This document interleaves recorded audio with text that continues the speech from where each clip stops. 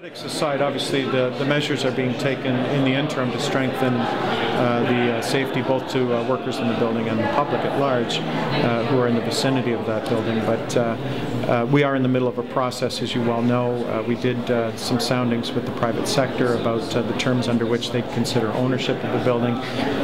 There were a number of, there was a general meeting to sort of gauge that interest in it. Then there were subsequent one-on-one meetings. Obviously you can get into much more detail talking about under what terms an individual developer would consider taking on that project.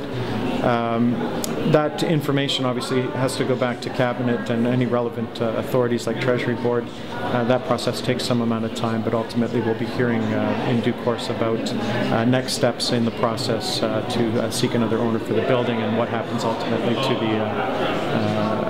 the facade as well. Mayor well, the initial project, as I understood it, would have involved federal workers going to the new city hall. Yeah, there would have been a number of things involved in that, but the biggest reason I think that it collapsed was the it would had to have been fully funded by taxpayers at every point, whether it's a municipal taxpayer, provincial or federal. It's in repurposing the building for a law school. We didn't think that was good value for the money. So we are, as I say, we're just engaged at this particular point in who could potentially own that building.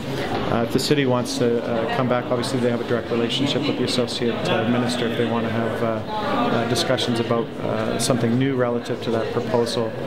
We're always willing to listen to that, and we'll see where that goes. When they actually those interested parties actually boil down the business case, they're going to recognize that it's a very expensive proposition, even if the building was given to them for free, to have to undertake the facade repairs and then only rest on the revenues that would come from the federal tenants being in that building, if those federal tenements stay.